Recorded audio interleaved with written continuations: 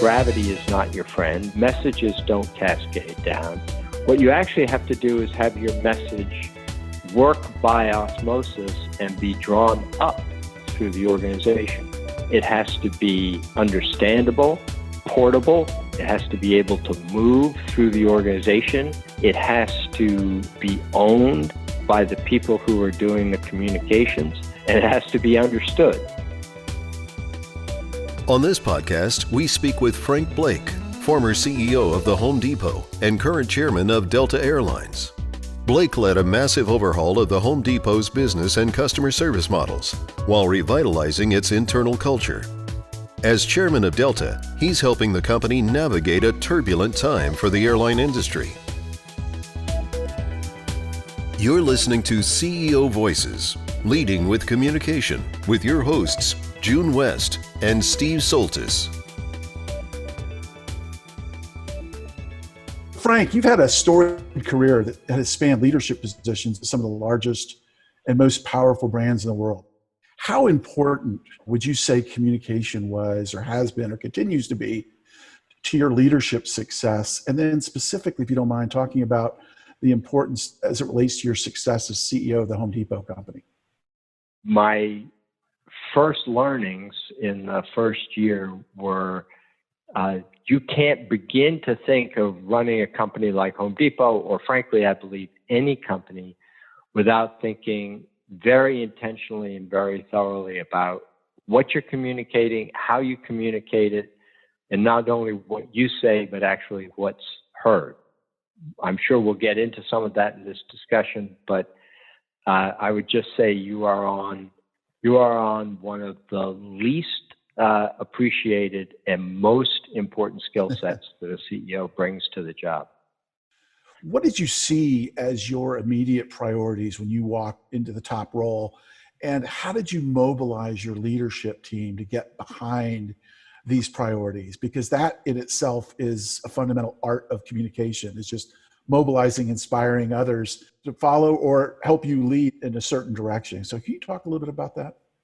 Sure. And again, let me take two steps back and I'll give you, so this is a little bit of a story, but forgive the background story. So I get the call from the board of directors, literally December 31st, 2006, saying, we want you to be the new CEO of the Home Depot.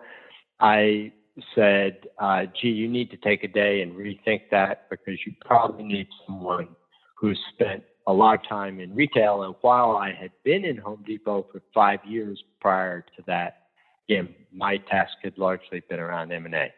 And I said, I need to take a day and think about it. They obviously came back and said, no, we do want you. And I obviously came and said, yes. I can promise you, I never had thought about this. I never thought, what would I do if I were the CEO of Home Depot? Not even, late at night thinking, boy, I know how I fix this company. Had not occurred to me. Home Depot at the time had a program for returning Iraq war veterans, and my son had taken advantage of that and had worked his way up to be a store manager. I gave him a call. I said, Frank, same name as mine, said, I'm going to be the new CEO. He laughed. He thought it was a joke. I said, no, seriously, I'm going to be the new CEO. And he said, good luck, Dad. And I said, well, I need your advice. What do you think our associates, what Home Depot calls its employees, associates, what do you think our associates need to hear? What do they want to hear from me? And he said, well, I really don't know, but I can tell you what I do when I do my weekly store meetings. And what I do with my weekly store meetings is I take the book that was written by the founders of Home Depot, a book called Built from Scratch. It's a great book. And I read a phrase or a chapter or a page from it. That's how I do it. And I said, great. That sounds like a great idea. We were going through a real crisis in morale and who we were and what we were about and how we tied back to our founding values, if we tied back to our founding values. And it was important to me to start with saying, look, we've got some foundational values that define us as a business. So I'm going to read from this book. So I'm madly flipping through the pages to find something appropriate. And there's a section on the inverted pyramid. leading in a structure where you envision the CEO at the bottom of the pyramid and your frontline associates and your customers at the top of the pyramid, if you can physically imagine that. I had to talk to our 350,000 associates over our own internal TV, and I had a day to prepare for it. And so that's what I started talking about. And for the next 8 years, basically, my thinking from a leadership perspective was, how do you actually do that? If you believe that that's right, and I do deeply believe that that's right and is really a very profound business concept, what does that actually mean? The first things it means is the importance of communication.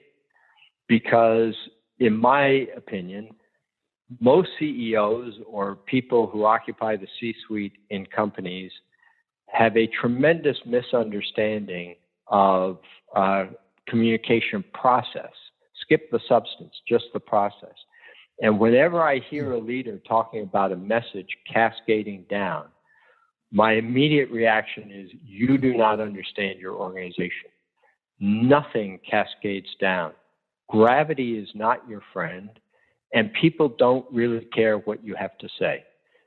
It's, fascinating, but not nutritive, and more often than not even fascinating. When the memo goes out from the CEO or anybody else in the C-suite, they really, fundamentally, that is not that important to them. So, when you understand that gravity is not your friend, that messages don't cascade down, what you actually have to do is have your message work by osmosis and be drawn up through the organization. And to have a message drawn up through the organization means it has to be understandable, it has to be portable, it has to be able to move through the organization, it has to be owned by the people who are doing the communications, and it has to be understood and embraced. And when you're thinking about how you communicate to an organization that way, you have a very different style of communication. It's simpler. It is more illustrative. Stories are more important. You need your point of view adopted and moved on up through the rest of your team. And as I say, I've thought a lot about this. I can go into detail about how you actually do that. But my ultimate objective was, I knew in my mind, here's my objective on communication. My objective on communication is I want to be able to go into any of the more than 2,000 stores in Home Depot, in the US, Canada, Mexico. At the time we had stores in China. I want to be able to go into any store. I want to be able to ask any associate on the floor of a store, what does the leader of my company want me to do? And I want to be able to get the same answer. And I want that answer internalized and owned by that associate. Frank, in terms of your leadership style and communication, you really are talking to us about how you personally approached communicating internally to your employees. And that's something that's very important for our students to hear. Can you talk about your particular personal communication style and how it fit into what you were talking and how you get that communication as osmosis to permeate all the way to all of the stores and all of the employees? Yeah. So again, if nothing else, I have strong opinions on this. So I start with this point of view, which is actually most people who are working in most organizations, they want to do a great job. But their leaders are often not very clear about what a great job means and what it looks like. And my own point of view is that the way you express that within your organization, whatever your priorities are, is you do that through your communication, celebration, and recognition. Very specifically, in terms of Home Depot, what we did was, I'll give an example. One of our priorities was improving customer service. easy thing to say, improve customer service. But what the hell does that actually mean? How do you bring that to life? And how do you get an organization that's actually energized and cares about customer service? Not actually an easy thing to do. We started, my first year and continued for the next 8 years. Here's just one example. Every week, every store would send in an example of, or 2 or 3 or 4 or 5 of associates who did something great for customers, set a great example of customer service. That would go to the districts. Districts create 10 stores. That would then roll up to a region, and the region would send in all of those examples to me. Give or take around 200 a week. Every week, for me, it was a Sunday afternoon. Every Sunday afternoon, I would sit down, I would write 200 handwritten notes with a specific Joe or Jane. I heard you did, da da da da da. Thank you very much. And also, here's a $50 award. And I did that because I had an experience earlier in my career. I worked for George Bush's dad when he was vice president, and he was a very famous note writer. I mean, he wrote notes all the time. And I know as a staff person what it meant to get a note from the vice president. I figured if it worked for him, it probably will work for me. I'm, sort of casting about for exactly your question. How do I start moving an organization of this size? And, I'm not going to say it changed behavior overnight, but boy, it changed behavior over time. And I knew that it was something significant when about 60 days into this, I'm walking the floor of a store, and an associate came up to me and said, gee, 2 weeks ago, you sent me this note. Would you mind giving me a replacement for it? And I said, yeah, no problem. I'm happy to give you a replacement. What happened? And he said, well, we're sitting around the store. I got this note from the CEO saying I had done this great thing. And we all said, well, that's not real. It's just RoboPen. So we put it underwater, and sure enough, the ink ran, and we destroyed the note. Would you mind writing a note? The power of recognizing and celebrating people who are doing what you want them to do is again, because I view it as a form of communication, it is tremendously underappreciated by most leaders. Every business leader knows the maxim, you get what you measure. I mean, every business leader knows it, and it's very true. I would say there's a corollary, which is you get what you recognize and celebrate. And every single opportunity to recognize and celebrate someone is an opportunity. It is a communication. You are telling a story that is going to be embedded in that individual and that organization's brain as this is what this organization is about. Frank, can you talk a little bit about your reflections as you've watched fellow CEOs communicate during the last several months, and what advice you might give them going forward? I think CEOs on the whole are doing really an excellent job. The toughest part is actually, interestingly, from what I see, more with the direct reports to the CEOs or the key leadership team with the CEOs. And what's missing, what you see on their perspective, what's missing is the more informal communication. The time when the CEO would stop by his office, somebody else's office, and just ask for an opinion or get a point of view. Or you could stop into the CEO's office and ask for his opinion or get a point of view. That sort of informal communication is much more difficult now. I think the CEOs who are really focused on that are making an effort, either make an effort to do appropriately social distanced cups of coffee or whatever with their direct reports, or time to time one-on-one phone calls. But it's tough. It's very tough in this environment because the demands on the CEO, I think particularly around communication, are so intense, and it's difficult without personal presence. Frank, building off of June's question, we're right in the midst of another earnings season, and a lot of senior leaders and CEOs are trying to explain their business models and their changing strategies to the investment community and making sure that message resonates.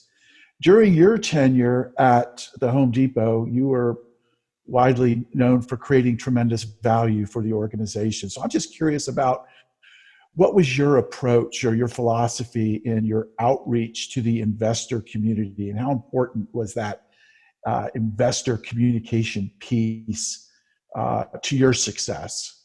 The way I internalized it was, look, every day I'm asking somebody to invest in my business, my company. And if I'm asking someone to invest in the company, I ought to be able to explain pretty clearly why that's a great use of that person's incremental dollar. But the core messages ought to be the same, whether it's to an investor or the board or your leaders. And the same concept of I should be able to ask anybody on the floor of the store what the priorities of the leadership are. I should be able to ask any member of my leadership team, what is it that we're trying to do and what's the value creation behind it?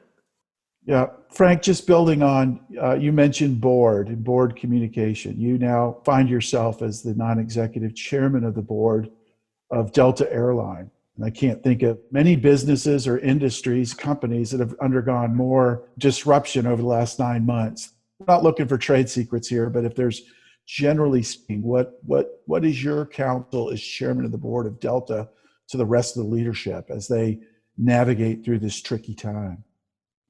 Every leader in an organization that's going through a difficult time, and that for sure was Home Depot in 2007, and for sure it's Delta now.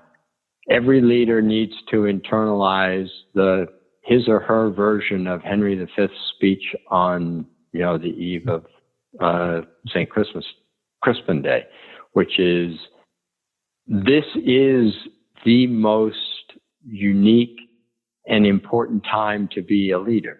That it is this time when the wounds that you're getting now are the scars you're going to be proudly showing 5 years from now.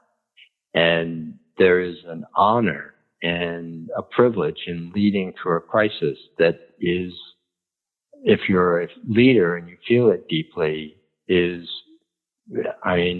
an opportunity to seize. You have a chance in a crisis to set a stamp on the soul of your business that is really you get that once in a lifetime. What advice would you give our current MBAs to hone their communication skills? The very obvious point that it takes a hell of a lot more skill to take a concept and boil it down into one takeaway than it does to go on for 5 or 10 pages. And so the best piece of advice I'd give is, if you're communicating with someone, just know what it is. Don't bury the lead. Know what's important. Hit it frequently and make it so that no one's walking away from that communication going, gee, I wonder what they were talking about. That's perfect. Thank you so very much. Yeah. Thank you. Great topic. Congratulations for tackling it. I wish it were taught everywhere. I wish I had been taught it. CEO Voices examines the communication that enables transformational leadership. June West is Associate Professor of Business Administration and co-founder of the Darden Leadership Communication Council, along with her colleague, Steve Soltis. Soltis is the former head of executive communication at the Coca-Cola Company and lectures at Darden. This podcast is a production of the University of Virginia Darden School of Business.